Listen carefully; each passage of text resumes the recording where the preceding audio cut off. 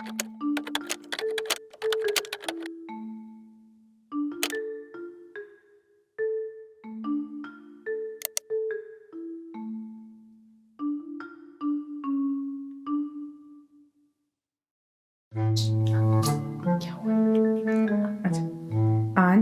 हम यही क्यों figure out करेंगे. Hi, I'm Misha.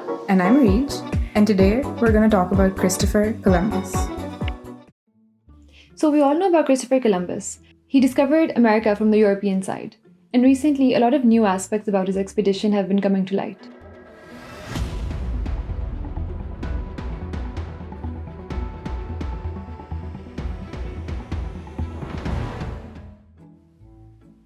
Okay, so अब सवाल ये है कि why did Columbus want to go all the way from the west to the east? Why was he so sure? ये इतना solid idea कैसे बन गया कि he spent so many years trying to convince the king and queen of Spain to fund his expedition? Okay, so now we know that we have a question that needs to be answered, but first we have to look at the background story. So we have to understand the Genoa of 1451 in which Columbus grew up. When Columbus was 2, Mehmed II conquered Constantinople, and that was a huge crushing blow to Christianity. It said it was akin to the Vatican.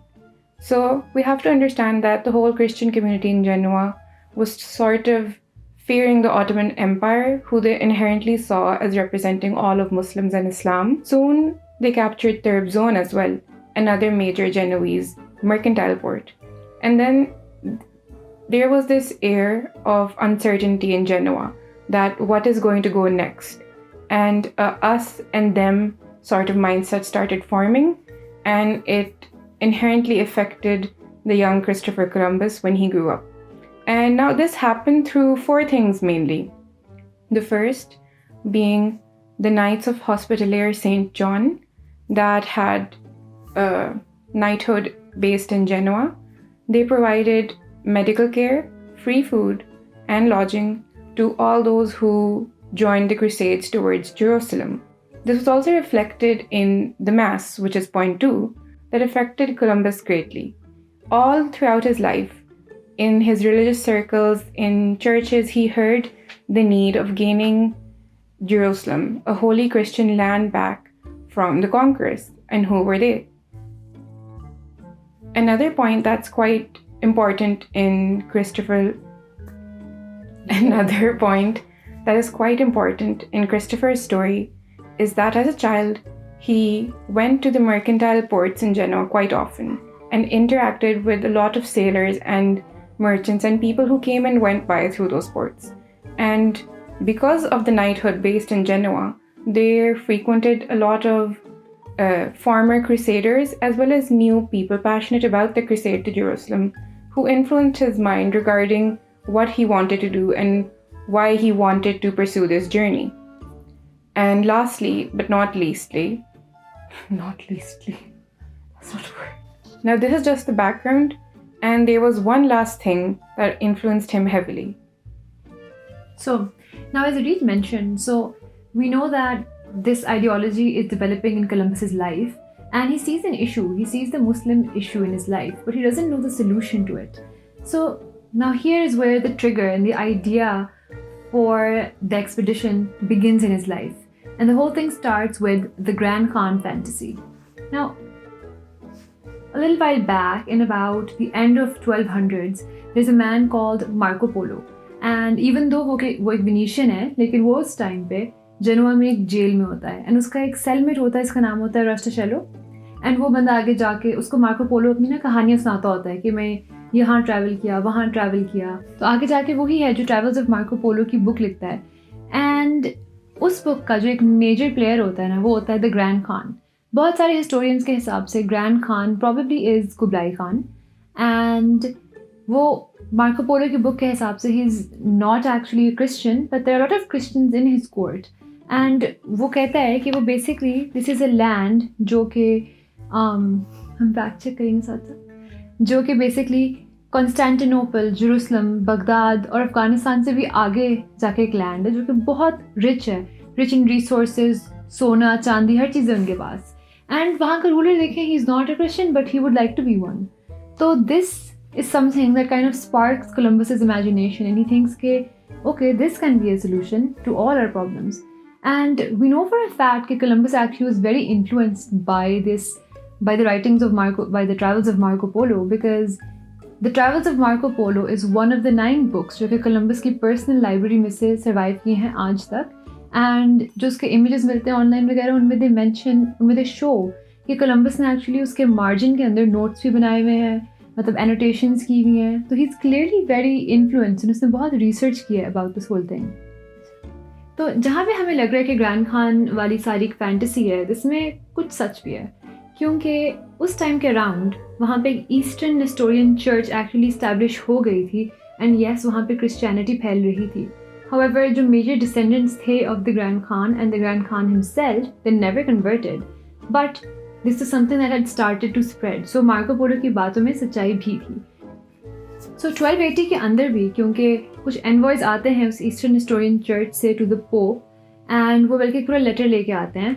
And also इसके बाद Columbus की ज़िंदगी के अंदर भी from 1460 to 1474, we also see that a lot of envoys come from that church to Italy. And this is something that's not at all common in Europe. So the news spreads like wildfire, right? And everybody knows that this is something that exists. So by this time, what happens is that ab Columbus ke dimag mein some things have become certain. Number one, Marco Polo is 100% correct, right? There is this amazing great ruler who wants to be a Christian, but he's just not, and he just needs a missionary, some more guidance, and he can be. Number two, the Grand Khan has a very rich, resourceful land. So what we can do is we can go find the Grand Khan, we can convert him towards Christianity, and then we have all the solutions. Now we can have enough gold to fund the crusades, and we have the Muslims surrounded, and we can, pinch them in one pincer movement. So now Columbus has found the Grand Khan, the solution to his issues. But the thing is, he lies all the way in what he calls India, right? And how can he get there without going through the Muslims? He has to find a way around the Muslims to be able to reach them and then, convince them for a crusade. So one thing we also need to get clear here is that at this time, a lot of historians are agreed that India, जब लोग कहते थे उस ज़माने में, they kind of refer to a land that is far off, very rich, very powerful, but it's not Muslim. It's beyond the Muslims, but it's a land which is not filled with Muslims. So they're not necessarily talking about aaj ka India or the subcontinent. It's just this image of a land. That's why when, Columbus lands in America, he thinks it's India, because anything and everything can be India at that time. Okay, so one thing we need to keep in mind as well is that ज़रूरी नहीं है कि जो envoys आए थे, right? ज़रूरी नहीं है कि वो actually एक missionaries की invitation और उसके through आए थे. That can also be a political move, जो कि होती भी है, because जो 1280 में आए होते हैं envoys, they actually bring with them a letter. I'll put in the insert here. Today, many Mongols are Christian. They are queens and children of kings who have been baptized and confess Christ. And as the king is united in friendship with the Catholics and proposes to take possession of Syria and Palestine, he asks for your aid for the conquest of Jerusalem. Okay, so now we're done with the Grand Khan fantasy, and this was like plan A. Now Columbus also has another plan. Achha, so basically that was plan A, but he had something else as well. Not a plan B, but let's call it like a side hustle. और उसका scene basically ये था कि it stemmed from a legend that had spread out through all of Genoa and all of Europe actually, कि there was this tale about the 7 cities of Cibola. So legend has it that in 711, when Spain was conquered by Muslims, 7 very pious popes... No, bishops. Oh, sorry, my bad. 7 very pious bishops took all of their followers and stole 7 Muslim ships and filled them up to the brim with gold and sailed westwards out into the unknown world at that time. And legend has it that all 7 of them landed on different places and established 7 cities of Christendom. and they were cities made out of gold. They had such a vast amount of gold, and this is the bit that's actually like vital to what Columbus believed in, is कि इतना gold था कि cities बन गए. There were communities out there ready to fund and fight for the crusade, and that's what he needed. And this wasn't just a legend he acted upon. It also stemmed from something that is historical, although inaccurate now, but it was thought to be true, as it's mentioned that in 1325, the map of Del Toro showed In 1325, the map of Del Toro showed Cibola to be westward of Spain, and hence it was reason enough for Christopher Columbus to assume that if he goes from the west, he can, get to these cities, get people on board to fund the crusades, and then move eastwards. Then we thought कि ठीक है, आपके दिमाग में एक idea आता है and आप सोचते हो कि फाइन सोल्यूशन मिल रहा है, लेकिन आप इतनी फ्यूरोसिटी से उसके ऊपर एक्ट नहीं करते कि आप इतने साल किंग और क्वीन के पीछे आप जाओ लेके एक प्लान तो होना ज़रूरी है. There needs to be something more solid. So we did some more research and turns out Columbus के लाइफ के अंदर भी देयर वर सम इंस्टेंसेस जिनकी वजह से उसके सारे बिलीव्स बहुत ज़्यादा रीअफर्म होते हैं. तो number 1 would be around 1474 or 1475, Columbus goes with the sailing ship to Chios. And वहाँ पे it's the first time ever that he has the interaction with the Ottomans. इससे पहले he's only heard of them. He's only seen remains of their empire. He's never really seen the Ottomans and their grandeur.